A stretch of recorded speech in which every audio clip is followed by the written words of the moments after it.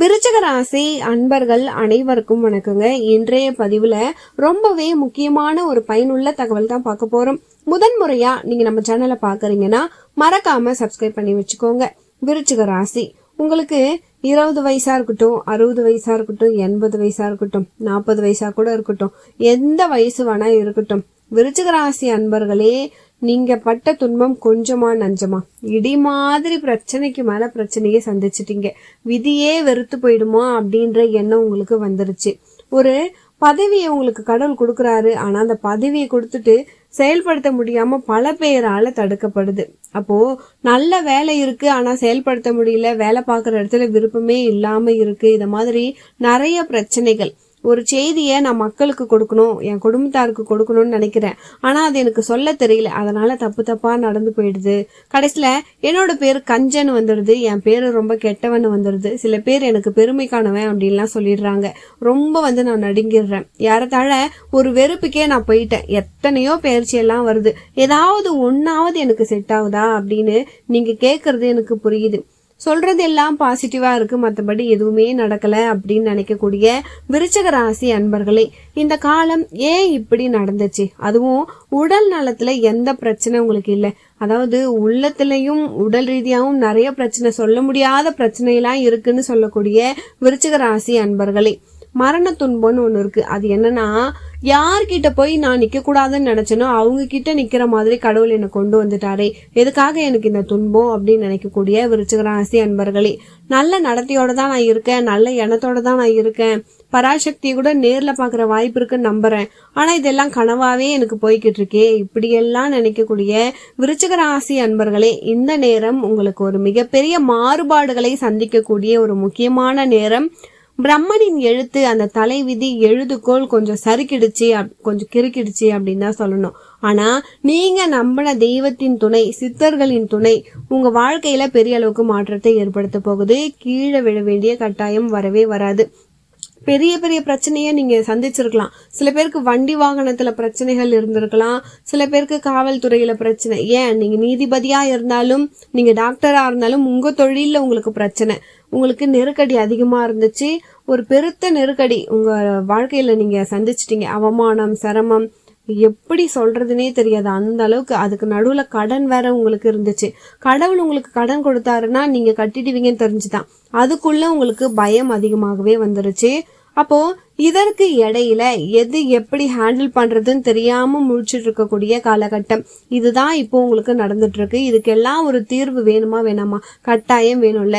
கடவுளே உன்னதான் சரணாகதி அடைஞ்சிருக்கேன். இந்த நேரம் பார்த்து யாராவது ஒரு நண்பர்கிட்டயோ, யாராவது ஒரு தெரிஞ்சவங்க கிட்டயோ, இல்ல கூட பிறந்தவங்க கிட்டயோ, அக்கம் பக்கத்துல இருக்கவங்க கிட்டயோ உதவின்னு நீங்க கேட்டாலோ, ஏன் யோசனைன்னு கேட்டா கூட சிரிப்பாங்க. அப்போ இந்த விருச்சிக ராசி அப்படிங்கிறது எப்பயுமே எதுவுமே இல்லைன்னா கூட குடிக்கிறதுக்கு தண்ணி தான் இருக்கும். ஆனா என்னப்பா சாப்பிட்டேன், இப்பதான் வரும்போது 2 தோசை, மசால் தோசை சாப்பிட்டேன், நல்லா இருந்துச்சு. அதாவது வேணான்னு சொன்னேன், அதுக்கப்புறம் ஒரு மசால் டீ போட்டு கொடுத்தாங்க. டீ மட்டும் தான் உண்மை, மத்த எல்லாம் போய். அப்போ இந்த விருச்சிக ராசி அன்பர்களை பொறுத்த வரைக்கும் நம்மளே உயர்த்தி வாழ்ந்தவர்கள் தான். பொய் பேசுறவங்க கிடையாது. வார்த்தையை கவனிக்கணும். நம்மள யாரும் தப்பா நினைக்க கூடாது, நமக்கு யாரும் யாசகம் போடக்கூடாது அப்படின்னு நினைக்கிறவங்க யாருமே நம்மள பாவம் நினைக்க கூடாது அப்படின்னு நினைப்பாங்க. ஒருத்தருக்கு மண்டையில முடியே கிடையாதுன்னு வச்சுக்கோங்களேன். அவர் என்ன சொன்னாருன்னா, வழுக்க விழுந்துருச்சுன்னு சொல்ல மாட்டாரு, முடி இப்பதான் கொஞ்சம் கொஞ்சமா வளர்ந்துட்டு இருக்கு அப்படின்ட்டு சொல்லுவாரு. கொஞ்சம் கொஞ்சமா முடி வளருது. எனக்கு முதல்ல புரியவே இல்லை, அவ்வளோ பாசிட்டிவா பேசுறாங்க. ஏன்னா இந்த விருச்சிக ராசி அன்பர்கள்னாலே பாசிட்டிவ் தான், எப்பயுமே பாசிட்டிவ் தான் அடிச்சு சொல்லலாம். கடன்ல ஒரு மனிதன் தத்தளிக்கிறான் அப்படின்னா கூட வெளியே கடன் அடைக்க முடியலன்னு ஒரு பயம். ஆனா வெளியில கடன் வாங்கினாதான் வாழ்க்கையில முன்னேற முடியும். நான் இன்னைக்கு வீடு கட்டியிருக்கேன்னா கடன் வாங்கி தான் வீடு கட்டியிருக்கேன் அப்படின்ட்டு சொல்லுவாங்க.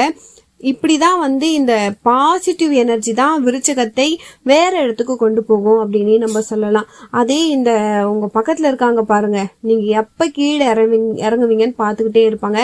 அதிகமா கண்திருஷ்டியில அடிபடுறவங்க இந்த விருச்சிக ராசி அன்பர்கள் தான். ஒரு ஆய்விலேயே இந்த கண்திருஷ்டியில இந்த போட்டி, பொறாமை, இந்த செய்வினை வைக்கிறாங்கலாம் சொல்றாங்க பாத்தியா, கடை இழக்கணும், பதவி இழக்கணும், இதை மாதிரிலாம் நெகட்டிவ் பண்றாங்க பாத்தீங்களா, இதெல்லாம் விருச்சிக ராசி அன்பர்களுக்கு தான் நிறைய பேர் செஞ்சிடறாங்க. ஆனா இந்த விருச்சிக ராசி அன்பர்களை பார்த்தா பல பேருக்கு வயிற்றுச்சலாம் இருக்கு.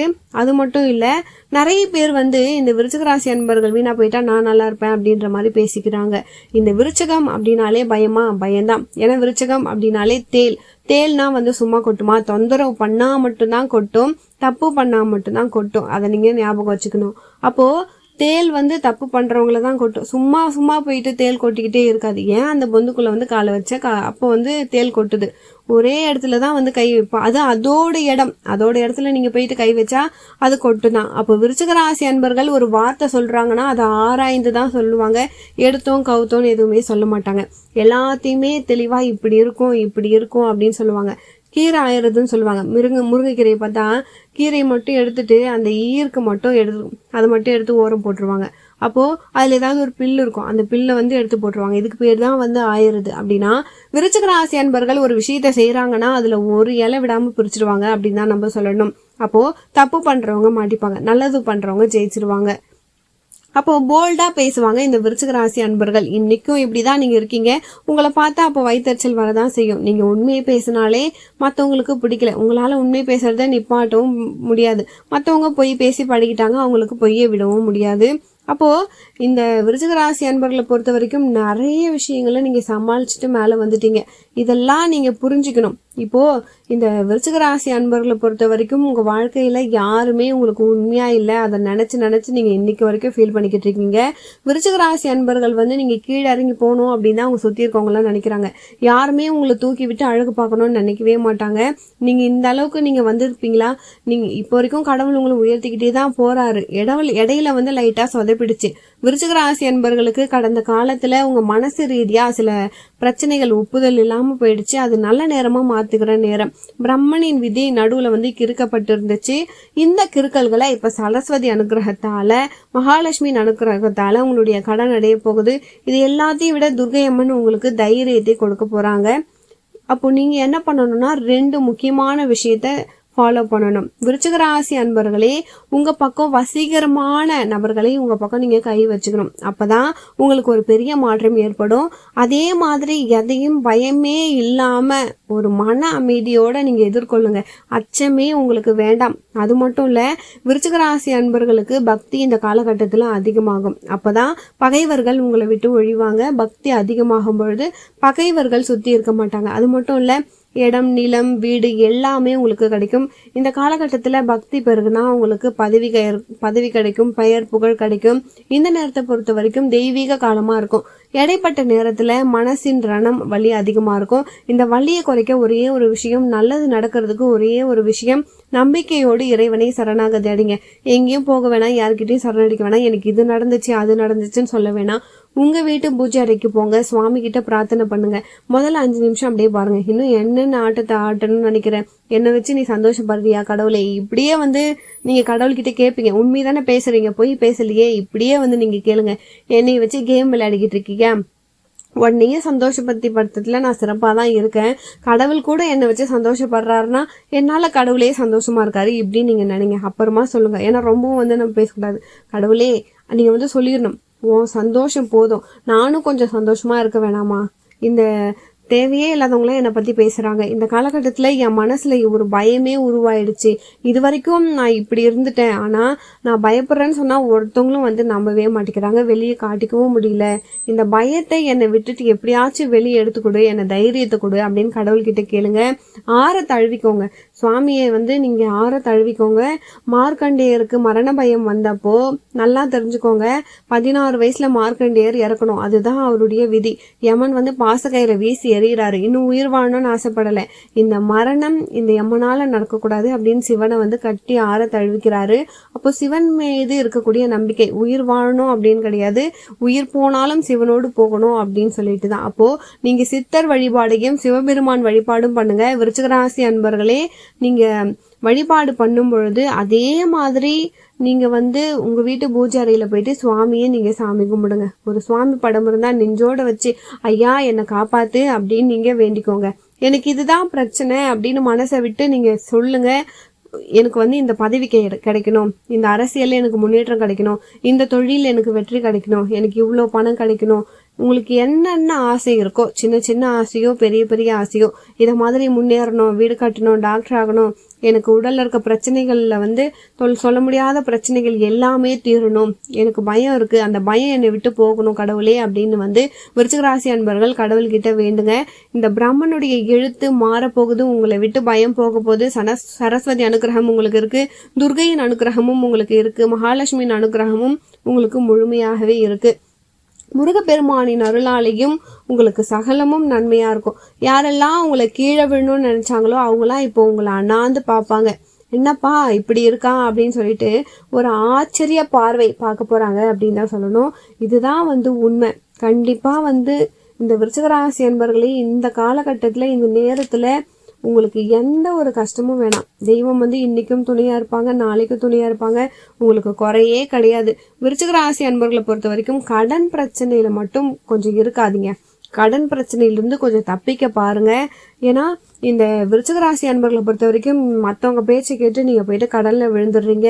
முடிஞ்ச அளவுக்கு கடன் வாங்காம தவிர்த்துக்கிறது ரொம்ப ரொம்ப நல்லது.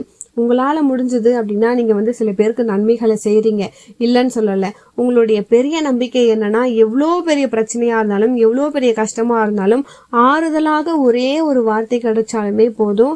அந்த ஆறுதலான வார்த்தை உங்களுக்கு நிறைய கிடைச்சதே கிடையாது. ஏன்னா இந்த உலகம் சுயநல உலகமாக இருக்கு. இதை நீங்க தெரிஞ்சுக்கணும். எல்லாருமே அவங்களுடைய சுயநலத்தை தான் யோசிக்கிறாங்க. இப்போ கடவுளை தவிர வேற எந்த வழியுமே நமக்கு கிடையாது. வெளியே வந்து சில பேர் விருச்சிக ராசி என்பவர்கள் கடவுள் நம்பிக்கை இல்லாத மாதிரி இருப்பாங்க. ஆனால் மனசில் அவங்களுக்கு கண்டிப்பாக ஒரு நம்பிக்கை இருக்கும். அதனால் அந்த பயம் உங்களை விட்டு வெளியே போகுது. அப்படி இருந்தால் தான் பட்டங்களும் பதவிகளும் உங்களுக்கு கிடைக்கும். பழிகள்ல இருந்து உங்களுக்கு விடுதலையும் கிடைக்கும். கடவுளை நம்புங்க. ஒரு பெரிய பழி வந்துருச்சு, அதுல இருந்து விடுதலை கிடைக்கணும். ஒரு கோர்ட்டு கேஸ்ல போயிட்டு மாட்டிக்கிட்டீங்க அப்படின்னா உங்க பேர் வந்து நீங்க எந்த தப்புமே பண்ணல, ஆனா உங்களுக்கு வந்து ஒரு தப்பான பேர் வந்துருச்சு. எப்பயுமே விருச்சிக ராசி அன்பர்கள் பார்க்க தான் தாம்தும்னு இருப்பாங்களே தவிர தப்பு பண்ண வாய்ப்பு கிடையாது.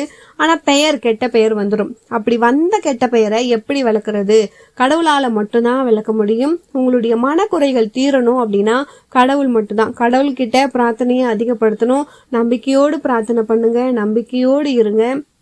இந்த நேரம் உங்களுடைய மன இறுக்கத்திலிருந்து நீங்க வெளியே வருவீங்க. ரொம்ப சிம்பிளா சொல்லணும் அப்படின்னா, மன இறுக்கத்திலிருந்து வெளியே வரணும்னா சித்தர்கள் வழிபாடு பண்ணுங்க. உங்களுக்கு பிடிச்ச மாதிரி நீங்க வாங்குங்க. உங்களுக்கு டீ குடிக்கணும்னு தோணுச்சா டீ குடிங்க. வடை சாப்பிடணும்னு தோணுச்சா சாப்பிடுங்க. சாப்பாடு சாப்பிடணுமா அள்ளி சாப்பிடணுமா சாப்பிடுங்க. சில பேருக்கு வந்து ஹோட்டல் சாப்பாடே பிடிக்காது. அப்படி இருக்கும் பொழுது உங்களுக்கு என்ன பிடிச்சிருக்கோ அதை சாப்பிடுங்க.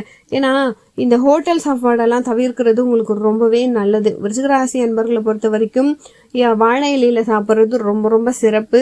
வாரத்துல ஒரு முறையாவது வாழை இலையில போட்டு சாப்பிடுங்க. அது உங்களுக்கு இன்னமும் சிறப்பாகவே இருக்கும். விருச்சிக ராசி அன்பர்களே, இந்த எண்ணம் உங்களுக்கு எப்பயுமே இருக்கும். எனக்கு பிடிச்ச மாதிரி தான் நான் சாப்பிடணும், கட்டாயமா இதுதான் சாப்பிடணும் அப்படின்னு நினைக்க மாட்டீங்க. ஆனா பல விருச்சிக ராசி அன்பர்களுக்கு கட்டாய சாப்பாடு தான் கிடைக்குது. உண்மையா இல்லையா நீங்களே வந்து சொல்லுங்க. உருளைக்கிழங்கு தான் உங்களுக்கு பிடிக்கும், ஆனா உருளைக்கிழங்கு சாப்பிடக்கூடாது, கசப்பான ஒரு கீரை தான் சாப்பிடணும் அப்படின்னா எப்படியாச்சும் நீங்க சாப்பிடுவீங்களா? பழையது தான் உங்களுக்கு பிடிக்கும், ஆனா பழையது நீ சாப்பிடக்கூடாது, கெவுரு கஞ்சி தான் குடிக்கணும் அப்படின்னு வச்சுக்கிறாங்கன்னு வச்சுக்கோங்க. அப்போது கெவுரு கஞ்சி நல்லது தான், ஆனால் உங்களுக்கு பிடிக்காது. இதுதான் வந்து விருச்சிக ராசி. எனக்கு பிடிக்காதே, நான் என்ன பண்ணுறது? எனக்கு பிடிக்காத ஒன்றை சாப்பிடுன்னா நான் என்ன பண்ணுறது அப்படின்னு நினைப்பீங்க. அப்போது இந்த விருச்சிக ராசி அன்பர்களின் இந்த நிலைகள் மாறி நல்ல மாற்றம் வரக்கூடிய நேரம். துர்கை அம்மன் அதிக நல்ல மாற்றத்தை கொடுக்க போகிறாங்க. அரசியல் ரீதியான விஷயங்கள், அதிகார ரீதியான விஷயங்கள், நம்பிக்கையை மட்டும் இழக்காமல் இருங்க. வெள்ளை நிறம் அதிகமாக நீங்கள் பயன்படுத்துங்க. பிரிஸ்காக இருங்க. காலையில் கொஞ்சம் சீக்கிரமாக எழுந்திரிச்சுக்கோங்க. ஒரு நல்ல உலகம் உங்களை வரவேற்க காத்திருக்கு. பௌர்ணமியில் போயிட்டு அம்பாள் கிட்ட 2 கை நீட்டி அம்மா எனக்கு இதை கொடுங்க அப்படின்னு சொல்லிட்டு நீங்கள் ஆதிபராசக்தி கிட்ட வேண்டுக்க. உங்களுக்கு எந்த தெய்வம் பிடிக்குதோ அந்த அம்மன் கிட்ட நீங்கள் கேளுங்க. உங்கள் வீட்டு பூஜை அறையில் தான் நீங்கள் கேட்க போகிறீங்க. கையேந்தி கேளுங்க, இது வேணும் அப்படின்னு. கண்டிப்பாக உங்களுக்கு கிடைக்கும். இன்னைக்கு பிரார்த்தனை மட்டும்தான். கடவுளோடு மட்டும் நீங்கள் கூட்டணி வைங்க. எண்ணற்ற சந்தோஷங்களை உங்களால் பெற முடியுங்க. இதை வந்து நான் மனப்பூர்வமாக சொல்கிறேன். விருச்சிக ராசி அன்பர்களே, இந்த பதிவு உங்களுக்கு ரொம்பவே பயனுள்ளதாக இருந்திருக்கும். வீடியோ பிடிச்சிருந்தா மறக்காமல் நம்ம சேனலை சப்ஸ்கிரைப் பண்ணி வச்சுக்கோங்க. மேலும் உங்கள் வாழ்க்கையில் நீங்கள் சீரும் சிறப்போடும் செல்வ செழிப்போடும் வாழ நானும் இறைவனை பிரார்த்திக்கிறேன். அடுத்த ஒரு நல்ல பதிவில் மீண்டும் உங்களை சந்திக்கிறேன். நன்றி.